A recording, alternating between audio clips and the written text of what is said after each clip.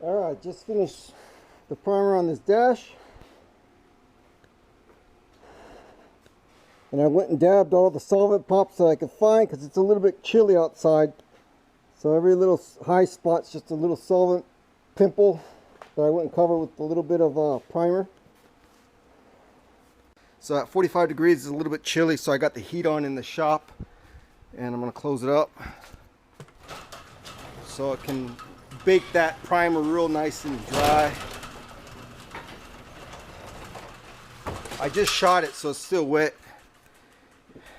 Okay. And again, little high spots, I'm always going to do that on every part when I prime it because it's never perfect. I'm always going to, especially when it's a little colder outside. I like to dab, like if there's a little pimple, I'll just dab it with some extra primer. And that's just to keep it so when you sand it, because this all has to be sanded down. And I know a lot of people don't understand about body work. They don't understand about primers and painting. When you shoot your primer, especially thick primer like I use, polyester primer, it goes on really thick. And you need to block that out once you get your part in. Once you're ready to paint it, you want to block it with 320 or 400 grit. Wet or dry, doesn't really matter if you use wet or dry sandpaper. And I always say this in every video because I want to make sure every customer that buys my bumper and gets it, when they get it and they open it up, that they know what to do next. Okay, so it's ready for paint, but for it to be completely ready for paint, you actually have to sand it down and smooth it out because the primer is never going to be perfect. Sometimes you'll have a little bit of orange peel in the primer that just needs to be smoothed out. Okay, I mean, you could paint right over it, but it's not going to be super smooth like you want it. And plus, when I dab it with a little bit of extra primer, that needs to be sanded, blocked down as well. And I can't stress that enough because I don't want any customers to get my parts and say, hey, why does it have, you know, it looks like drip marks. They're not drips, guys. They're done intentionally. I think another vendor used to put guide coat on. So that would let the customer know that, hey, it needs to be blocked out before I paint it. I don't do that, but you can obviously see it's got some spots where it needs to be sanded down. So that kind of gives it away that, hey, it needs to still be sanded down before you paint it. All right, so yeah, these came out pretty good. I mean, I can only do so much, guys. You got to still come in here and cut out your electronic areas and your TV areas and your buttons and all that. So don't expect all this stuff in here to be pretty. I don't even really work on all this little stuff. I just want to make sure the bay, the shelf is good, top and bottom. The inside doesn't matter because that's all going to be cut out. Same in here in the voice box area and the countdown, all that. You're going to cut all that out. So there's no point for me to sit here and spend hours and hours and hours in labor trying to get all this perfect. And then I'll have to charge way more money than I do for the dash because then my labor is going to be twice as long. And anyways, what would the point be of getting everything perfect if you're just going to cut it out? So yeah, it's another 2 parts. I wish I had the number of how many of these I made. I really don't have a clue. I lost count a long time ago on these 4-season bumpers. I don't know how many I've sold. I don't know how many I've sold of these dashes. I started YouTube, putting my stuff on YouTube, I think in 2015, 16, something like that. So if you look back, I mean, I probably don't have every part that I've made on YouTube, but there's quite a bit of parts that I've shipped out that are for customers on there. And now, last few years, I've been almost doing every part and putting them on YouTube, so my customers can see what they're gonna get before it comes. And it helps with integrity, guys, when you do that, because I'm accountable for every part. So if I videotape it before it goes out, no one could tell me, hey, you did this, you did that, because I know exactly what I did because it's on video. And that's the good thing about YouTube, in my opinion, for me anyway. I've seen there's a guy I watch. There's a lot of people like plumbers. If I ever need help on my house, I watch plumber videos or HVAC videos, and they're very helpful when people go out and they actually film what they're doing because you can learn off them. And not only do you learn off them, but also they're showing what they can do and their work. So in the same sense, I'm kind of showing you my work, and it's all on video. And if there's imperfections, You see it all. I'm not hiding anything. I'm an open book. If a part pops out and it's crap, I show it. I say, look, this part didn't come out too good and I got to fix it. And that's on me. But, yeah. I haven't had anything really bad. I've never had a part that, well, no, I've had parts where I've made and I had them in the mold and it rained and rain got into the mold when it was curing and it was no good.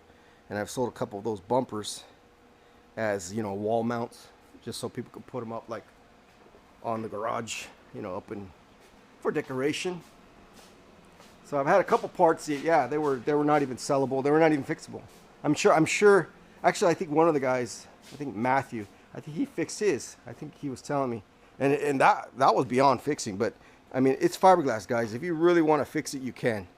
I just if it's really, really bad, I don't recommend fixing it because that filler and stuff can delaminate over time if you've got a bunch of filler on a part. So yeah, you see me when I put my filler on my parts, most of the filler is on the ground and I have to suck it up with a vacuum because it's just the way filler is. You know, you're only doing it like right here. I had a little piece of hiccup in this part right here. You can kind of see the primer going over the filler right there, because what I did was I shot primer before on this spot before I actually primed the whole thing, so it has an extra layer of primer on that filler, because the filler will suck in the primer. And in the past I've primed parts and I didn't like put a first layer on that over that filler work, and what happened is it kind of bleeds through. It looks like a little, you can kind of see the filler spot in the part, which is not a big deal because these still have to be painted, but it doesn't look the greatest on camera, you know, when you got a you know, a spot. Let me see if I can find one. Okay, I'm just rambling now, guys, so if you're just came here to watch the how these parts look, you can get off, but let me ramble around, just talk to myself for a little bit more. Okay, so like we're at an angle, you can kind of see a dull spot right here, a little circle. I believe there's a little bit of filler there. Okay, and I don't think right there, I don't think I shot it with an extra primer before I went over that. Everywhere else I did, like I had filler here on the side, I shot that beforehand and you can't really see it. Kind of hides it. Same on here. And I had filler right here, and you can't really see it. And right here, you can kind of see a little bit of a dull spot here, ever so slightly. But again, when you get this part, 324 or 400 grit, you're going to sand it, and it's going to be dull. The whole part's going to be dull, so it's really irrelevant if you're going to see a little bit of dullness from the absorption of that filler of the primer. Okay, another spot here, see that? Right there. Okay, it just looks a little bit more dull and out of color. Now, you don't want that in your paint work. If you were to paint a part and it did that in the final paint, that would be no good. But since this is the primer stage and there's 2-3 layers of primer on that, and you're going to block it out with 400 grit and get it real smooth, you won't see that. By the time you sand this down with 400 grit, the whole part, and then put your paint, you'll never see any bleed through of, I don't know what they call that in paint world, what they would say, that I guess it's like a bleed through of filler, because again, the filler, it's absorbent. So just some of the things I learned over the years doing this stuff. Okay, you could see videos in the past where I've primered parts and you could kind of see like a halo, like, you know, where the filler kind of absorbed more of the primer, so it looks kind of like grayish, dullish there, and that's all you're seeing. Won't hurt anything, again. But yeah, over the years you learn to do little tricks, you know, like solvent pops, filling those in, because, you know, in the past I didn't used to do this. I didn't used to fill solvent pops. I just primered it and then I would take video and I go, and the part looked perfect, you know, especially on camera you couldn't see anything. So I wouldn't do this, but what happened is, like, I had a few customers where I actually went to sand it and I blocked it out, the primer, and you could see in the primer there would be like a little dot, and you'd have to really sand down deep to get that dot out, which was a solvent pop, a pimple, a zit, you know, a little volcano. And so the thing that sucks about that is you're sanding it out, and by the time you get down to it, you're like pretty much down to the gel coat, and you just sanded all your primer off. So by doing this, covering up every little solvent pop that you can find, so when you sand it, it's like you don't have to keep sanding and sanding and sanding to the bare gel coat, and then all your primer's gone.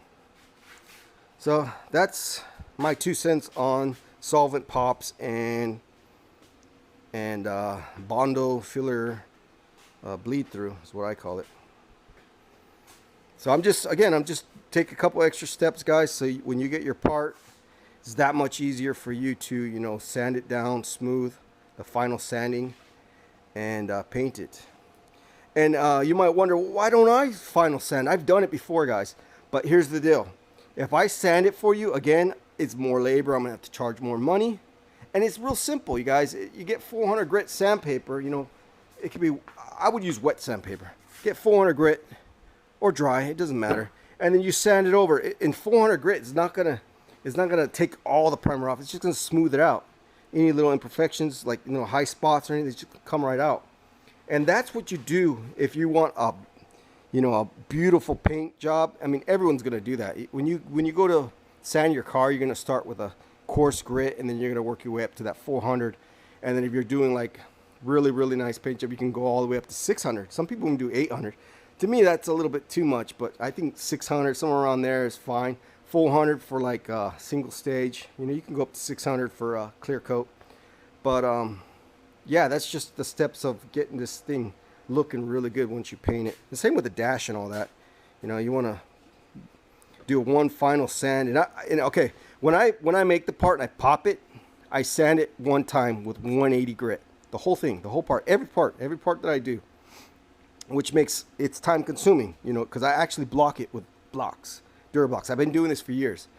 I do use the palm sander now for the low spots on the first pass because it's faster, and I will use it sometimes occasionally if I have filler work and it's a pain in the butt to get the filler off, and it's just quicker. But for the majority, everything's by hand, and by hand just takes that much more time. But I notice by hand you get everything more smooth and blocked out really nice, and you don't leave those little swirls in it. I hate those little swirls. And occasionally you'll if you have like a palm sander that you're using and you don't smooth out those swirls, you'll see it when you primer it. You'll see it, like, you'll look at the primer and you could see it. And my fear on that is when you go to paint your car, the swirls can eventually work their way to the surface of the paint. And believe me, I've seen cars painted and you can see swirl marks sometimes, and you could tell right away that they use palm sanders. So that's my 2 cents on it. I mean, you might work for a body shop and you might know more than me. You might know how to get that even more, you know, smoothed out than I could.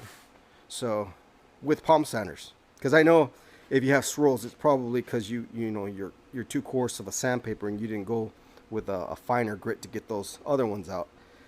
But yeah, I just prefer doing it by hand. And what else? Okay, I sand it. So what was I saying? I pop it out of the mold, sand it with 180 grit, the whole part. Then I do my filler, okay, and then my filler gets sanded, okay, down. So that's twice that I sand the part. And then you primer it, and then it got to be sanded one more time. This is just body work. This is just the paint world, guys. That is the way it is. Now, I'm not saying you have to sand it. Like, if you don't want to, you could come over here and just sand out the little, you know, high spots where I put solvent, you know, covered the solvent pops. You could just sand that down and then still paint over my primer. It's pretty smooth. But like I said, if you want that show quality style paint job, I mean, any body shop will do that. Will go through an extra blocking of the primers. It's just, it is what it is.